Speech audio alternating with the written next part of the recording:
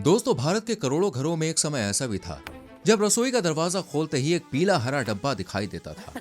डालडा, जो सिर्फ एक ब्रांड नहीं बल्कि एक आदत, एक आवाज थी। डालडा आया, स्वाद लाया। लेकिन आज वही ब्रांड लगभग गायब हो चुका है। पर क्यों? कैसे कभी पूरे देश पर राज करने वाला ये नाम गुम हो गया? कैसे शुरू हुआ इसका सफर और क्यों खत्म हो गई इसकी चमक? वो कौन से विवाद थे जो इस पर भारी पड़ गए? कैसे कंपनी की एक फंडिंग उसी के लिए भारी पड़ गई? और क्या ये दोबारा मार्केट में आ पाएगा? क्या है डालडा के राइज एंड फॉल की कहानी? चलिए समझते हैं।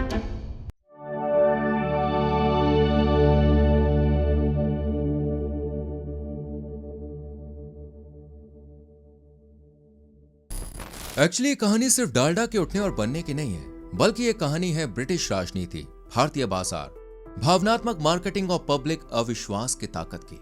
डीए यानी डालडा एंड कंपनी, एल मतलब लीवर ब्रदर्स और अगेन डीए मतलब डालडा, मिलकर हुआ डालडा, जिसका रोचक सफर शुरू होता है 1930 के दशक से, जब भारत में ब्रिटिशर्स का राज था। उस काले सफेद दौर की तस्वीरें बहुत अलग हुआ करती थीं।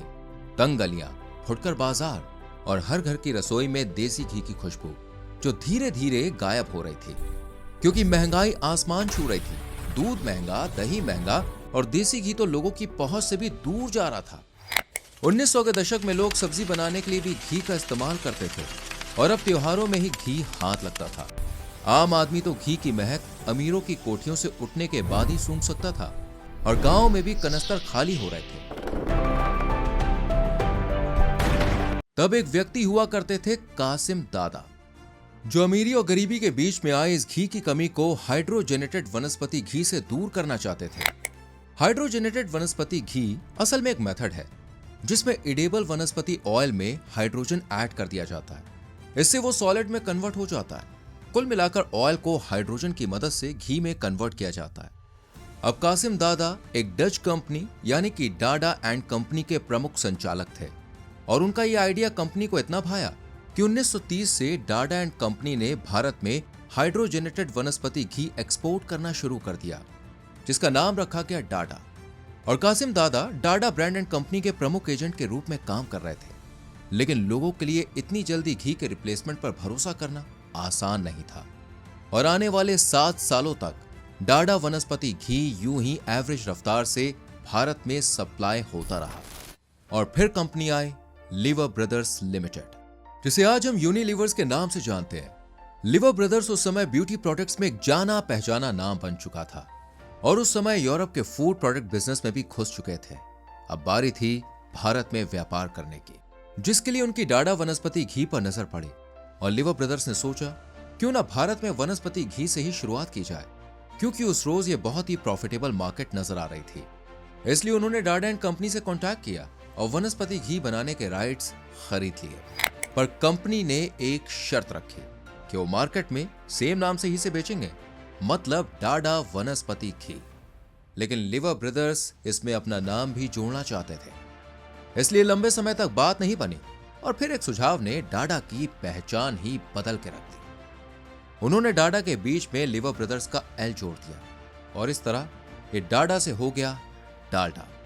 राइट्स खरीदते ही वनस्पति घी बनाने की शुरुआत हुई, जिसके लिए उन्होंने हिंदुस्तान वनस्पति मैन्युफैक्चरिंग नाम की एक कंपनी बनाई और मुंबई के शिवड़ी में एक फैक्ट्री डाली गई, जहां बड़ी बड़ी मशीन्स और वर्कर्स को काम पर लगाया गया। और फाइनली 1937 में डालडा को लॉन्च कर दिया गया।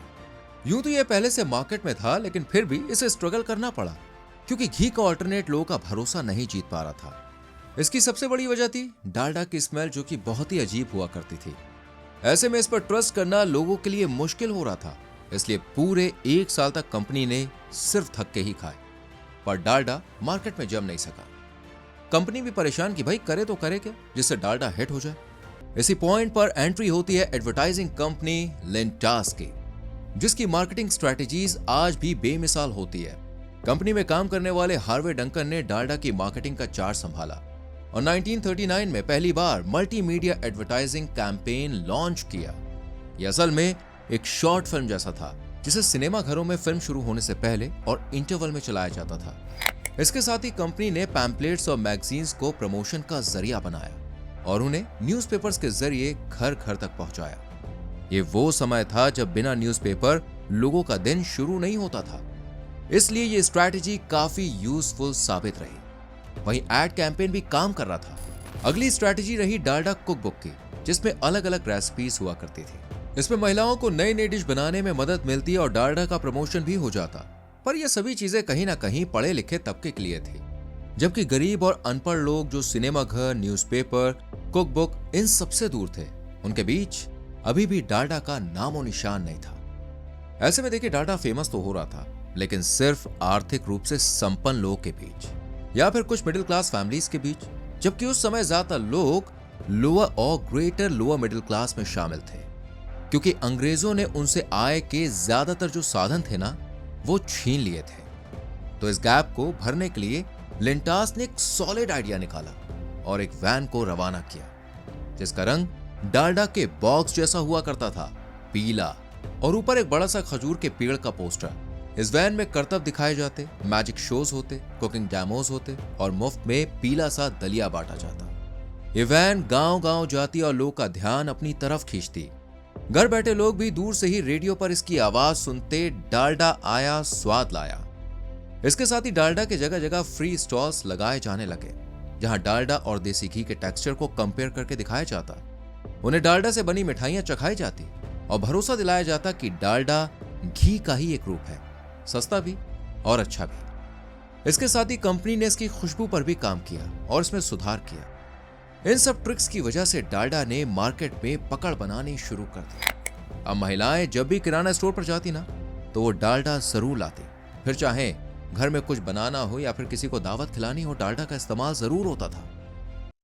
शुद्ध वनस्पति घी से बनी टैगलाइन और डब्बे के ऊपर का पाम ट्री भी अपना काम कर रहा था। लोगों का भरोसा डालडा पर बढ़ता चला गया और ये वनस्पति घी की दुनिया का राजा बन गया। वही कंपनी ने हर तरह के कस्टमर्स को देखते हुए अलग अलग साइज के पैकेट्स भी लॉन्च किए। कहीं स्टील का डिब्बा तो कहीं प्लास्टिक का छोटा सा कंटेनर या फिर पॉलिथीन में रैप। हर जगह बस डालडा ही डालडा होता था। यह वनस्पति घी का सिनोनिम बन चुका था। 1950 से लेकर 1970 के दशक में डालडा के इर्द गिर्द बॉस कोई भी नहीं था। इसने इंडियन किचन में जैसे मानो रेवोल्यूशन ला दिया था, एक क्रांति। लोग पहले देसी घी को सफेद वाला घी कहते थे और अब डालडा को पीला वाला घी कहने लगे थे। आम लोग का सीधा सिद्धांत था, देसी घी का 1 चम्मच खाकर जितना फायदा होगा, उतना हम पीले घी के 2 चम्मच खाकर ले लेंगे।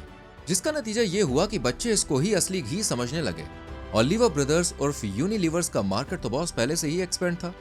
उन्होंने भी इस पॉपुलैरिटी का फायदा उठाकर डालडा को हर प्रदेश, हर शहर, हर गांव में पहुंचा दिया। इतना ही नहीं, इसे कई दूसरी एशियन कंट्रीज में भी बेचा जाने लगा और आज भी ये पाकिस्तान, अफगानिस्तान और म्यांमार जैसे देशों में शौक से खाया जाता है। लेकिन भारत में जितनी तेजी से डालडा का सूरज उगा था ना, उतनी ही तेजी से इसकी रात भी शुरू हो गई। असल में आजादी के बाद डालडा के नक्शे कदम पर चलते हुए कई और ब्रांड्स मार्केट में उतर आए, जैसे कि जैमिनी, सुहाना, रथ, अशोका और पनघट।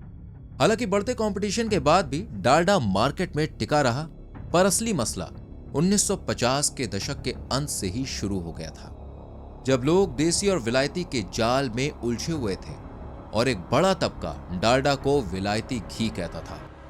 इसका विरोध इतना ज्यादा हुआ कि शादी ब्याह में लोग खाना खाने से डरने लगे कि कहीं खाना विलायती घी से तो नहीं बना है। डालडा को लेकर एक अजीब सी हेट फैलनी शुरू हो गई थी।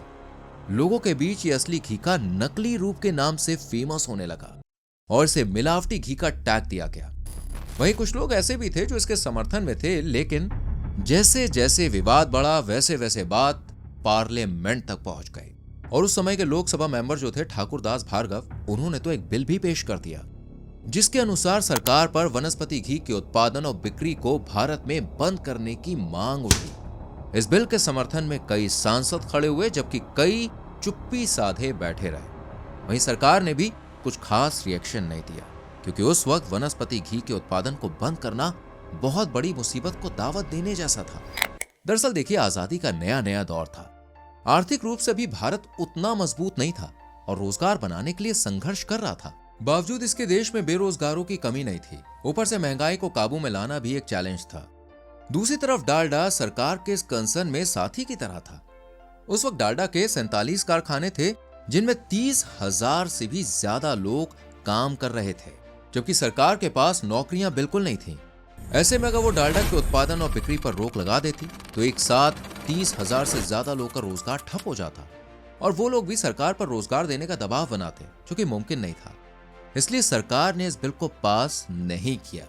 इसका एक कारण यह भी था कि देसी घी खरीदना अब कुछ चुनिंदा रईस लोग के बस की बात थी। गरीब तो देसी घी को जैसे मानो भूल ही गए थे। उनके लिए तो इसका सस्ता रूप डालडा ही था और अगर ये भी बंद हो जाता तो आम आदमी के स्वास्थ्य पर बात बनाती। इस रीजन से भी सरकार ने बिल को खारिज कर दिया। हालांकि उस टाइम के प्राइम मिनिस्टर जवाहरलाल नेहरू जी ने एक सर्वे करवाया ताकि ये पता लगाया जा सके कि कौन वनस्पति घी के समर्थन में है और कौन नहीं है, पर इसका कोई भी फायदा नहीं हुआ और विवादों के बाद भी डालडा और दूसरे वनस्पति घी बिकते रहे, पर दबदबा अभी भी डालडा का ही था। 1990 के दशक तक गाड़ी यूं ही हौले हौले धीरे धीरे आगे बढ़ी और फिर इसी दौरान एक बार फिर से विरोध शुरू हो गया और इस बार कारण थी एक रिसर्च जो ह्यूमन बॉडी पर होने वाले ट्रांस फैट के नुकसान को लेकर की गई थी। और कमाल की बात तो ये थी कि इस रिसर्च की फंडिंग खुद यूनिलीवर्स ने की थी, जो बाद में उसी के गले की हड्डी बन गई। रिसर्च के अनुसार ट्रांस फैट बॉडी के लिए बहुत ही ज्यादा नुकसानदायक होता है। इससे गुड कोलेस्ट्रॉल कम होता है और बैड कोलेस्ट्रॉल बढ़ता है, जिससे दिल संबंधित बीमारियां जो होती है ना वो होती हैं और साथ में मोटापा भी होता है, ब्लड प्रेशर होता है और डायबिटीज का खतरा भी बना रहता है। अब वैसे तो ट्रांस फैट कई और खाद्य पदार्थों में भी पाया जाता है, जैसे beef, chicken, pork, dairy products में, पर बहुत ही कम मात्रा में। वहीं डालडा को बनाने के लिए पूरी तरह से हाइड्रोजेनेटिक तकनीक का इस्तेमाल होता था, जिसे बनाने के लिए बहुत ही ज्यादा मात्रा में ट्रांस फैट का यूज किया जाता था, जो लोगों के स्वास्थ्य को नुकसान पहुंचा रहा था। इसलिए यूएस के फूड एंड रेगुलेशन ग्रुप ने एक रेगुलेशन बनाया कि हर कंपनी को अपने खाद्य पदार्थ के पैकेट, डब्बे आदि पर यह बताना होगा कि उसमें कितना ट्रांस फैट है, ताकि लोग अवेयर रह सकें और सही गलत का जो चुनाव है उसे अच्छे से वो कर सकें। यहीं से डालडा की मुश्किलें शुरू हो गईं। सबसे ज्यादा विदेशों में इसे सफर करना पड़ा। अमेरिका में लोगों ने डालडा से बिल्कुल मुंह ही मोड़ लिया और कई देशों ने इसे बैन कर दिया। वहीं इंडिया में भी इस रिसर्च के बाद जागरूकता आई, लेकिन उतनी नहीं कि डालडा पूरी तरह से बंद हो जाए, बल्कि ये कारनामा तो 1990 के दशक में उड़ी अफवाहों ने किया, जब ये आरोप लगे कि डालडा में जानवरों की चर्बी का इस्तेमाल होता है और भारत में एक बड़ा तबका वेजिटेरियन था, तो इस अफवाह ने उन्हें डालडा से दूर कर दिया। और पहले से भी वनस्पति घी को बैन करने की मांग रह रहकर उठी थी, जिस वजह से दूसरे लोग भी इससे दूर होते चले गए और डालडा का मार्केट शेयर धड़ाम से आसमान से जमीन पर आ गिरा। इसके गिरते ही मार्केट में रिफाइंड ऑयल लॉन्च होने लगे, जिन्हें इस टैगलाइन के साथ लॉन्च किया गया, fat free healthy edible oil. बस फिर क्या, लोगों ने भी डालडा से रिफाइंड ऑयल की तरफ शिफ्ट करने में ज्यादा देर नहीं की और मार्केट से डालडा जैसे मानो गायब हो गया।